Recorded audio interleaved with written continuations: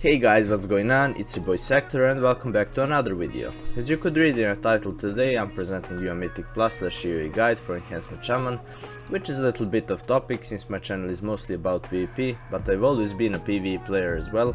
I've been getting curve every patch, getting Mythic Plus mount every patch, and even back in a glory Wrath of the Lich King days, I used to be a hardcore raider. Before we start with the video, I wanted to say that I'm not a 3k Raider IO insane mythic raider whose guide is going to guide you to the rank 1 and number 1 DPS in all world. I'm just an ordinary player who likes to play all the content in this game, and specifically I love Enhancement Shaman very much. And with the start of 9.2.5 patch, I've been starting playing a little bit Mythic Pluses, and I really find this pack most funniest and interesting to play, so I decided to share this with you guys. And this guide will be able to give you at least 2.5k Raider IO so you can get your mount, and I believe that it can guide you even more, but I still haven't tried to go above that, so I won't be saying anything about that. And if you are interested in a content about Enhancement Shaman PvP and PvE, which I will try to upload some in the future days, make sure to subscribe to keep in touch. And without any further ado, let's start with the guide. So the build that I'm going to be talking in today's video is of course the Lava Lash / Flame Shock, or should we just call it the Fire Enhancement Shaman, and it's going to be focused on Primal Lava Actuators, Necrolord's Covenant, and this talent specifically.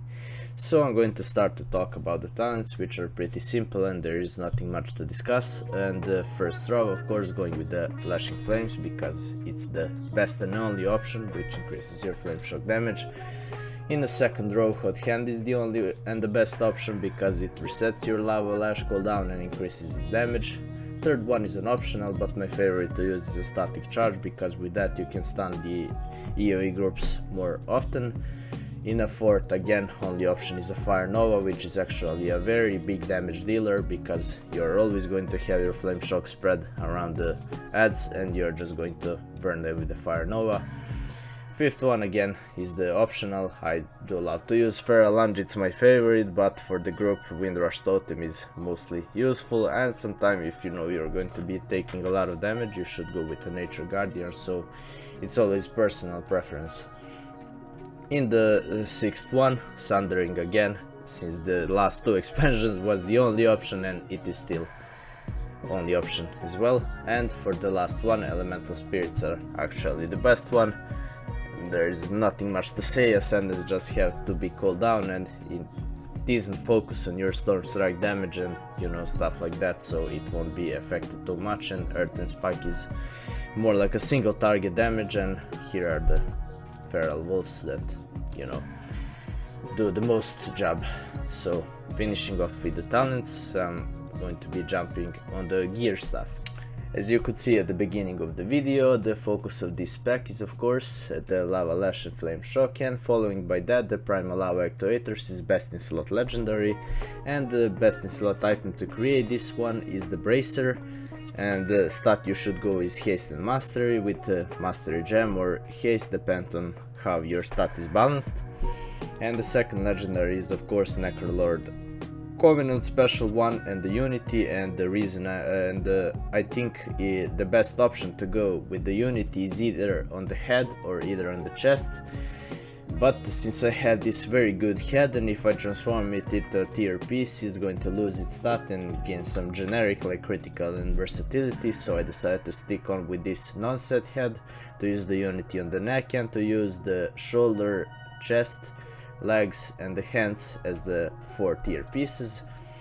And to be honest, tier pieces are not really that important for Mythic Plus spec because they are mostly focused on a single target. Like, yeah, of course they are going to help you at the boss fights, but for the AOE, which is the main core of the Mythic Plus, they aren't going to be effective that much. And you know, using Unity on neck instead of head or chest is maybe like a 1 to 2 to 3% decrease, like it's really nothing much, and like you shouldn't be worried about that at all.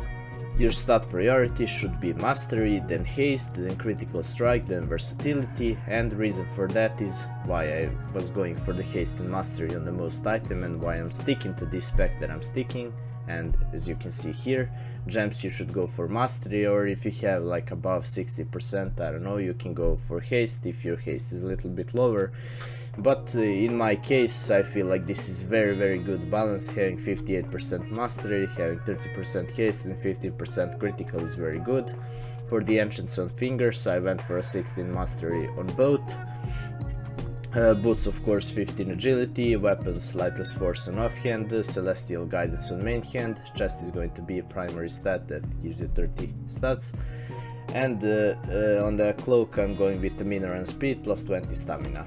And the last thing to talk about the gear actually are the trinkets, which are sort of important, and I can't really tell you which trinkets are the best since I don't have a lot of them, and I'm not playing that much mythic pluses in order to test them on all and have the best.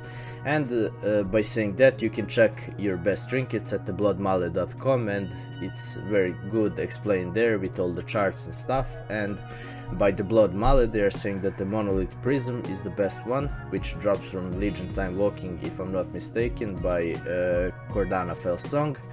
The second best one is the First Sigil. The third best one is Scars of Fraternal Strife, which I do actually have. The fourth best is Elegy of the Eternals, and the fifth one is Incurtable Quantum Device, which I do have. So from the top 5 trinkets, I do have 2 of them, which is very good in my opinion, and it is going to bring me to the goals that I want to. And if you really want to go all hardcore and try to get the 3k Raider IO or even more, then of course you should follow the best in slot list. So yeah, that's it about the gear. Before we start with the rotation, the final thing that I forgot to talk about is actually which soulbind you should go for, and you should go for the Bonesmith Heimer and following this the left side route with the Magma Fist, Spiritual Resonance, Refreshing Waters, Focused Lightning, Tumbling Waves, and the Astral Protection.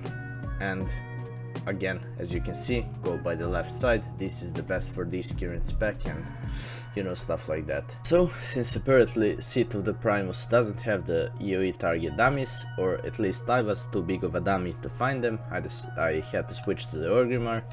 So here we are to talk about the rotation. So first of all, before you start any fight and do anything, you always want to have your Wind Fury Totem precasted.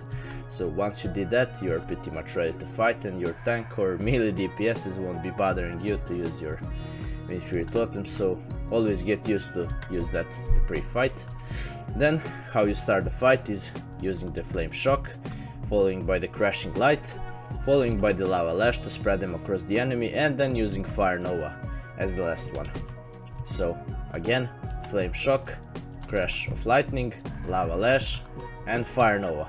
Once you did that, you can use your Primordial Wave, which is going to deal a little bit of a damage, but its main focus is to increase your Lightning Bolt damage by 150%, and it's going to be dealt to all people affected by the Flame Shock, as you could see here, and it deals quite good and a decent amount of damage.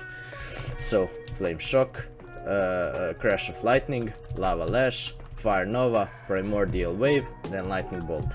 That's your open rotation that you are going to be using always.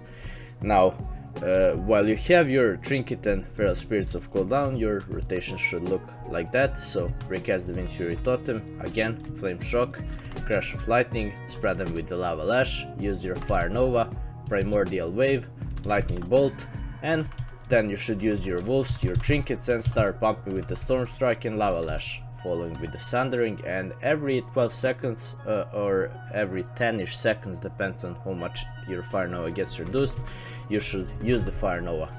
So Fire Nova is kind of your main thing if you are of course at the AOE part, and every 10 seconds that you have it off cooldown you should use that, and every time you have your Lava Lash you should use that, especially when the Hot Pocket is activated. So that's pretty much how you go. So let's go once again. Precast the Wind Fury Totem, Flame Shock, spread it with the Lava Lash, use your Crash of Lightning, use your Fire Nova, then Primordial Wave, then Lightning Bolt, and boom, you already dealt so much damage, and burn your enemies so much, and then later just focus on Lava Lash, Storm Strike, Sundering when you have it, Fire Nova every time it gets off cooldown. And you should always keep an eye on your Primordial Wave, because its cooldown can be resetted by the Soul Bind that we have up there, and there is like a 33% chance if I'm not mistaken. So every time it resets you should use it immediately and use the Lightning Bolt with that. So yeah, that's it pretty much about rotation.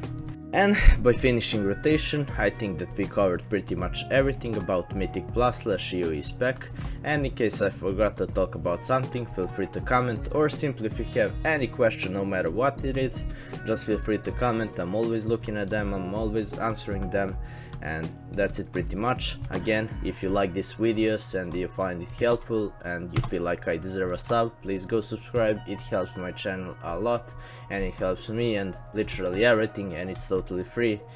So yeah, thank you guys for watching, and see you in the next one.